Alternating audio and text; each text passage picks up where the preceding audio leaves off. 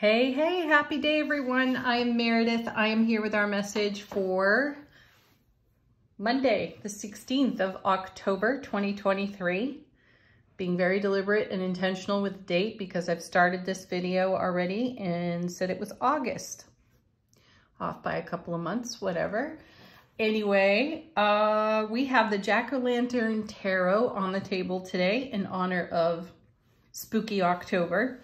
We have the moon in, the sun. Oh, it's going to be one of those, isn't it? The sun is in Libra. The moon is in Scorpio. So is Mars, by the way. And then, of course, we've got our lovely retrogrades. How was your eclipse on Saturday, everyone? And happy new moon, by the way.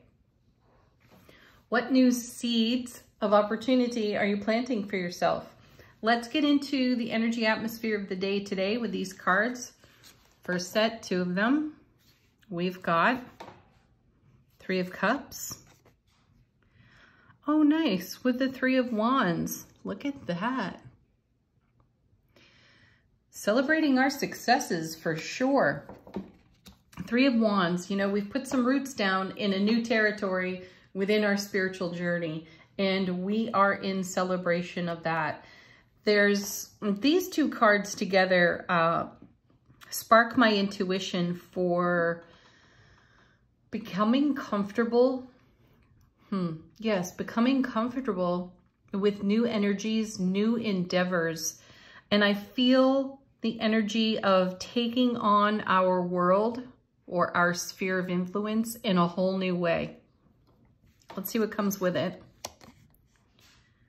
Eight of Cups. Oh, the eclipse card here. Oh, nice. I like this combination because this is us being assertive, taking action with the rare and uncommon energies that we've been gifted with from the eclipse.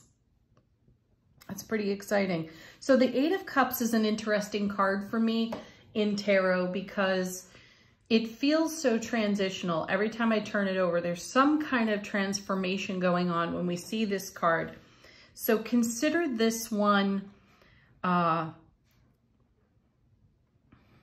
it feels a little bit like the Knights, how the Knights move energy between cards.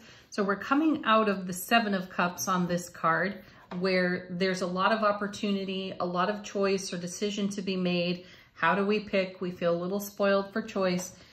And what happens is we've got to boil down our options to what is bringing us closer to everything we hold in heart space. So that's what's going on in the Eight of Cups. And we're doing that in a transformative way with the eclipse energies we've just experienced. So I'm kind of excited to see this card here right next to our two threes that are showing up together. These are fantastic cards to have working harmoniously. Look at this.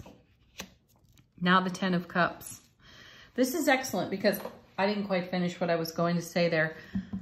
We walk out of the Seven of Cups. We journey through the Eight of Cups into the Nine of Cups, where we realize and fulfill many of the dreams that we have been cultivating within our heart space.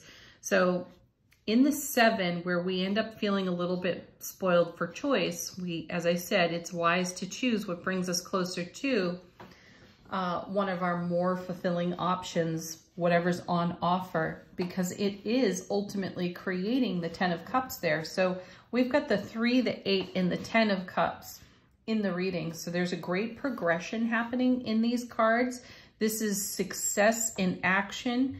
And you have the Three of Wands there too. Fiery, passion, excited anticipation, enthusiasm for what's on offer in the now. And then, of course, that's going to be unique and different to each and every one of us. It's what we're making of it. So these cards speak to our assertiveness in taking action. Now, we've seen be assertive. We've seen take action plenty. We've seen success as well out of angel answers. And these cards represent us doing that, taking action assertively. Let's see what's next. Two cards. The first is Seven of Pentacles. This has become one of my favorites in tarot, and it's paired with the Ace of Wands. There's more fiery, passionate enthusiasm. Aces are divine and cosmic gifts from the universe. And this is a wonderful card to be seeing, be seeing with the Seven of Pentacles. Because the Seven of Pentacles gives us a little bit of pause. Even though we're witnessing with a seven, heaven touching earth within us, there's a suggestion on this card that we may be weary in some way of tending this abundant vine. Crazy, right? Though, how long has your dream been just that, a dream? And how long have you been, I suppose, in measured time, counting on the fulfillment of that dream, right? So this seven looks as if we're a little tired. It looks as if we're not sure of the outcome. And my feeling with these two cards, the Ace of Wands with the Seven of Pentacles, is a message from the universe saying, trust your outcome. And there is no such thing as time except for divine timing. Everything happens in its own right way, and everything happens for us. Not to us or at us, for us. So check in with yourself. What's happening for you? And if you're not seeing any life, or you're not feeling any enthusiasm for something that you've been cultivating for a long time, there's a message with the Seven of Pentacles that there's a lot going on behind the scenes that you have no evidence for. So having this beautiful Ace of Wands paired with this card lets you know that the universe has your back, the universe knows your heart, and there are developments, opportunities, growth, and changes that are going on behind the scenes that may not necessarily be obvious to you. However, something's been cracked open with this most recent eclipse, and there's a whole lot of celebration and cultivation available to us for our Ten of Cups. Now, the Ten of Cups is in the middle of the reading, which means it's here and it's now. So that also means that there would be signs presenting themselves within our environment if we choose to see the signs. If we're very much into the I feel weary of waiting for, that's ego speak, by the way. I feel weary of waiting for this or that to fulfill. The question then becomes, where's your enthusiasm? And what have you been doing to invest in what's in development? So there's a lot going on behind the scenes, as I mentioned. There's a lot coming out of the Ace of Cups to the Power of 10, creating a tremendous overflow. What are you doing with the overflow? How are you interacting with your own self in regard to your dreams and your fulfillments?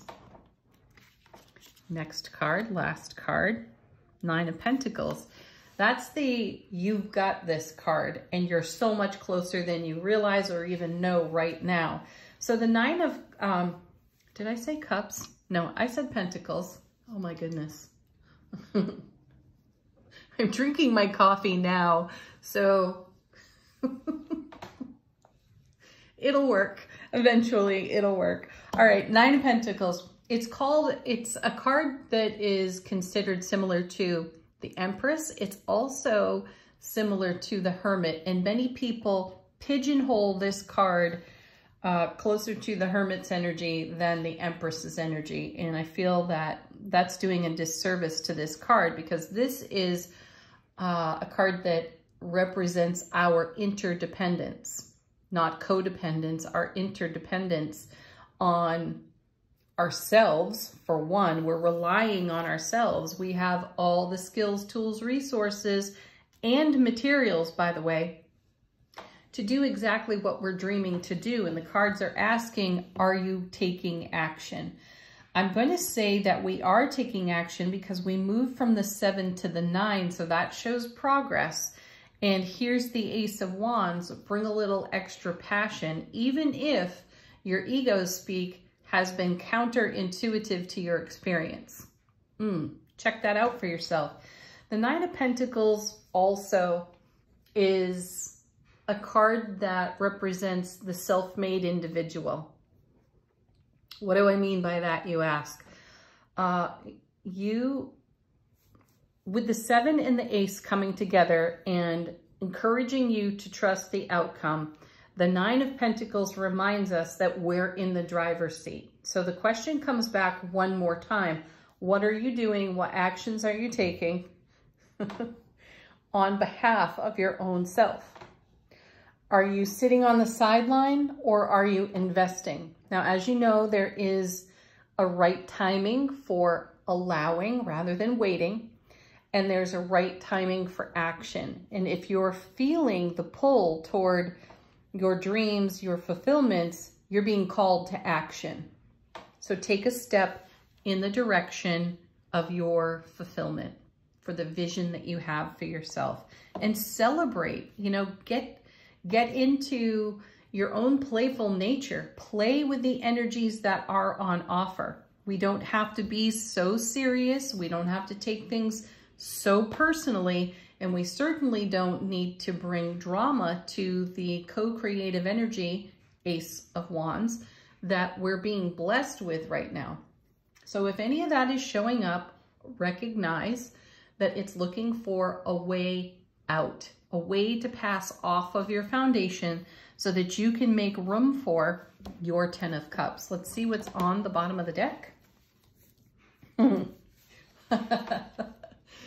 You know, these cards are amazing. I love tarot. Here's the Tower. Make way for what you're dreaming. Awake on your foundation. Clear the clutter, whatever that is for you. It could be an old thought pattern. It could be a bad habit that you know you have that has you avoiding exactly what you're dreaming for. Excuse me. Just take down the Tower. Or it means get out of your own way and allow the universe to deliver. It'd be wonderful for us to see the Wheel of Fortune in this lineup. Now we have the Moon. Yeah, take a peek with your intuition into your own self-relationship and figure out where you've made yourself an obstacle to the fulfillment of everything that's coming your way. And when you address that, you definitely take a tower down for yourself, which then allows the universe to deliver. Excellent. Then we have the King of Cups. That's my "you need more love, not less" card. The King of Cups is a great lover of life. He is emotionally awake, aware, alert, and intimate. And perhaps that's the assertiveness that's required here when it comes to the creativity, excuse me again, the co-creativity that you're celebrating with the universe at large. So it's that intimacy. So get intimate with your dream, get intimate with your vision. If you've been avoiding it, and I'm sensing a little bit of that's there, avoiding the dream because there's a fear that it won't fulfill. So if I settle for less, then I won't be disappointed. I say the heck with that. Get into the beautiful love energy and the amazing intuition and take action with the King of Cups on removing whatever towers are in your way and whatever intuition you haven't wanted to listen to.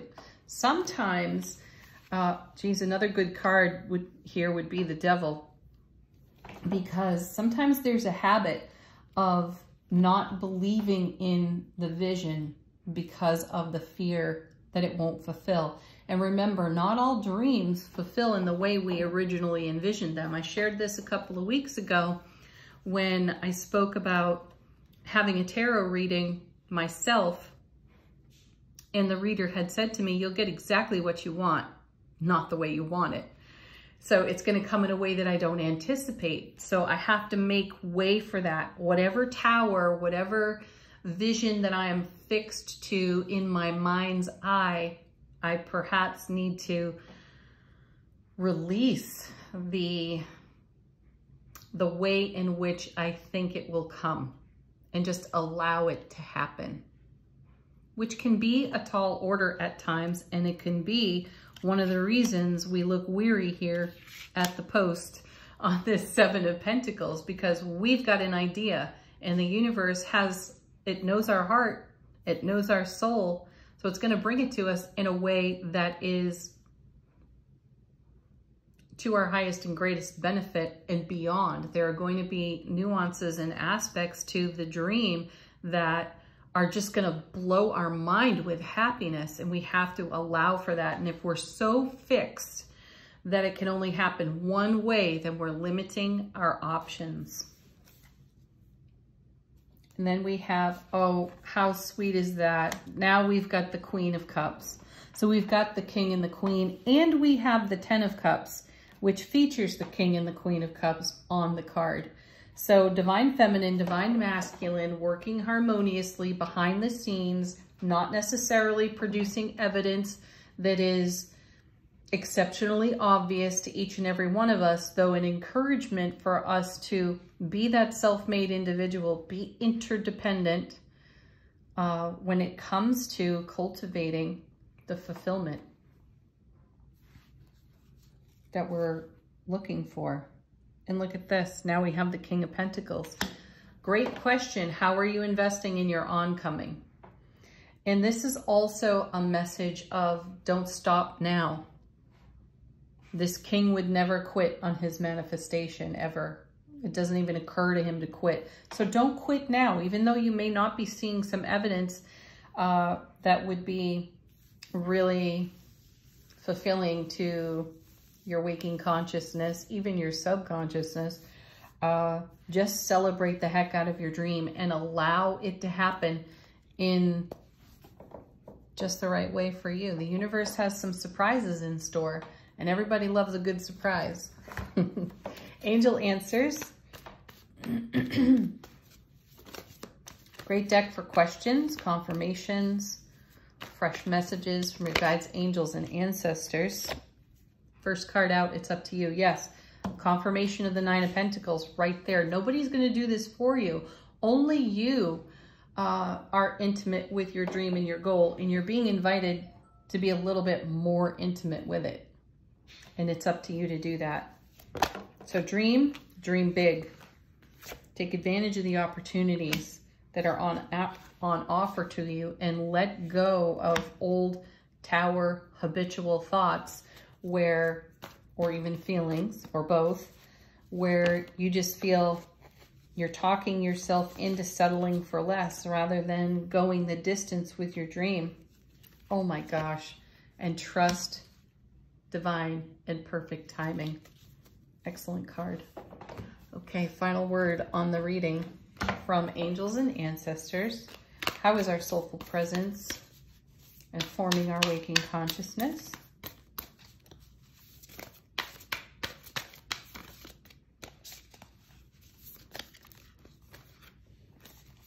We have the Shapeshifter card. I need better light. Just a moment.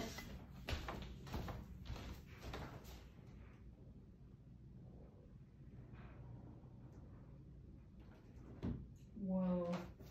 Yeah. Transform and unveil your gift. More love, not less, folks. More of you, not less of you. Put your whole heart into the vision that you have and trust the outcome. Oh, what a fantastic message. Have a beautiful Monday, everybody. Leave some comments about your eclipse experience if you wish, or comments about this. And certainly don't forget to hit the like button. It helps me and every other YouTuber out there. Have a blessed day. Namaste.